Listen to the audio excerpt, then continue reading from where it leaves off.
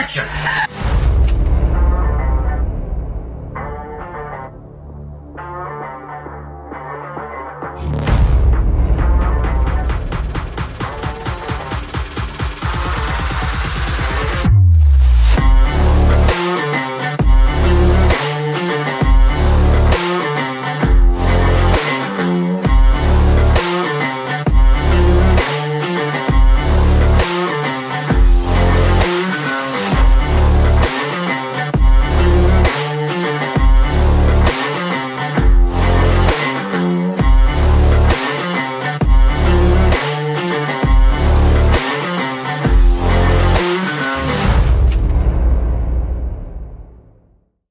Salut tout le monde, salut les cinéphiles, bienvenue pour une nouvelle critique. Alors aujourd'hui on va parler série, on va parler de la saison 2 de la saga Monsters, l'histoire de Lyle et Eric Menendez. C'est parti. Monstres ou Monsters, c'est une série télévisée américaine créée par Ian Brennan et Ryan Murphy, diffusée le 21 septembre 2022 sur Netflix. Série d'anthologie sur les monstrueux criminels qui ont marqué la société américaine, la série est construite en saisons indépendantes qui se concentrent sur des individus ayant commis des actes abominables.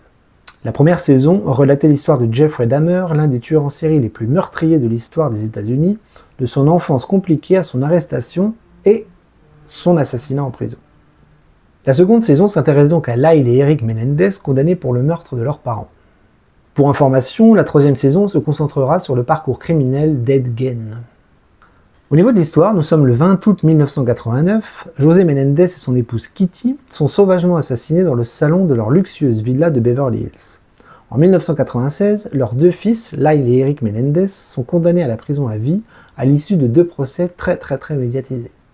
S'il y a bien un thème qui fascine les spectateurs en ce moment, ce sont les tueurs en série. Que ce soit sous la forme documentaire ou sous la forme de fiction, film ou série, ça cartonne. Le public adore ça et je pense que cela a toujours existé. Que ce soit les émissions de télévision, les journaux, la littérature ou bien encore le cinéma, l'être humain a un côté voyeuriste qui aime se plonger dans des histoires sordides et malsaines et c'est tout naturellement que l'époque s'est adaptée aux désirs des téléspectateurs. Les nouvelles plateformes de streaming l'ont bien compris et c'est pour cette raison que l'on retrouve des centaines d'histoires de meurtriers, de tueurs en série et de folies destructrices à travers des tas de formats tous aussi glaçants les uns que les autres. En démarrant la série Monsters avec l'atroce Dahmer, la plateforme avait fait mouche. Milwaukee, Wisconsin, 1991, à la suite d'une tentative de meurtre, Dahmer est arrêté par la police. Divers restes humains sont alors découverts dans son appartement. Un véritable carton. La saison 2 se faisait déjà attendre et c'est une toute autre histoire que Netflix est venu explorer ici, l'histoire des frères Menendez qui avaient tué leurs propres parents. Encore un carton.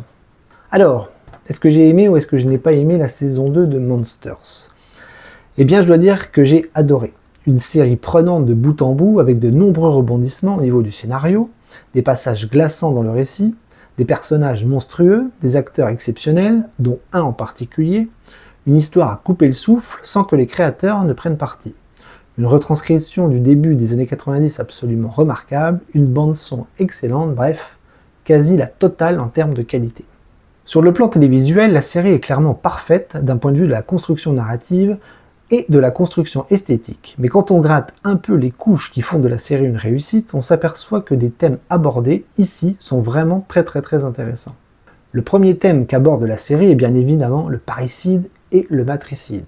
Comment un tel acte est-il possible? Comment des enfants peuvent-ils en arriver à de tels extrêmes? La série va essayer d'y répondre à la manière d'un tribunal qui va mettre en avant les faits et les épreuves vécues par tous les protagonistes en essayant de ne pas juger. C'est à nous, spectateurs, de se faire un avis sur la vérité tel un juré dans un tribunal. On passe par toutes les émotions possibles et imaginables avec le souci du détail, mettant en avant l'intimité, les émotions, les réactions, les peurs, les angoisses et les désirs des personnages. Psychologiquement, c'est glaçant. Sans trop en dévoiler, pour les personnes qui n'ont pas encore vu la série, tout est basé là-dessus. On rentre dans une forme de thérapie géante où les enfants essaient d'expliquer ce qu'ils ont vécu pour essayer de justifier, entre guillemets, leurs actes. Vérité ou mensonge, le scénario oscille sans cesse entre ce sentiment de compréhension et d'incompréhension permanente à travers les enfants, les parents et l'entourage des personnages principaux. De par la complexité de l'acte du jugement à venir, la série retranscrit parfaitement le système judiciaire dans ce qu'il a de plus complexe. Le personnage joué par Harry Graynor, Leslie Abramson l'avocate, incarne cette difficulté à démontrer la vérité à travers une histoire complètement dingue en matière de psychologie humaine. Les créateurs s'amusent à retranscrire des plaidoiries complexes, finissant par mettre le doute dans la tête du spectateur. Au niveau de la forme de la série, pas grand chose à dire tant elle est réussie. La grande force de Monsters passe par la retranscription d'une horreur absolue jamais montrée. Non, l'horreur passe par les dialogues. D'ailleurs, l'épisode 5 de la série est exceptionnel à ce niveau-là. Un épisode de 39 minutes tourné en plan séquence avec l'avocate de dos et le personnage joué par la révélation Cooper Koch qui incarne Eric Menendez de face, qui raconte dans les moindres détails les châtiments vécus au sein de sa propre famille. La caméra se rapproche petit à petit et le spectateur est happé dans son intimité la plus profonde et la plus atroce. Magnifique.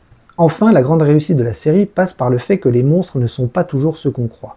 À travers une immense galerie de personnages, on finit par se demander qui est qui fait quoi et surtout, est-ce réel? Un travail d'écriture sensationnel. Voilà, ma note sera donc très claire, elle sera maximale. J'ai mis un A+, tant j'ai été captivé par cette histoire qui m'a bouleversé et qui en bouleversera plus d'un. Cette série ravive les tréfonds de notre enfance et de notre éducation. Ça remue vraiment beaucoup. On se pose 1000 questions et on remercie ou pas ses propres parents selon ce qu'on a vécu ou ce qu'on n'a pas vécu quand on était enfant. Un grand merci aux créateurs de la série. Voilà, je vous laisse donc là-dessus. J'espère que ma critique vous aura donné envie de voir la saison 2 de Monsters. Je vous la recommande 1000 fois. Pas besoin de voir la saison 1, bien évidemment. Allez-y les yeux fermés, vous ne serez pas déçus. C'est un véritable choc. En attendant, je vous dis à très vite sur la chaîne pour une nouvelle critique. Alors un film ou une série, nous verrons. En attendant, je vous dis à très bientôt et coupez.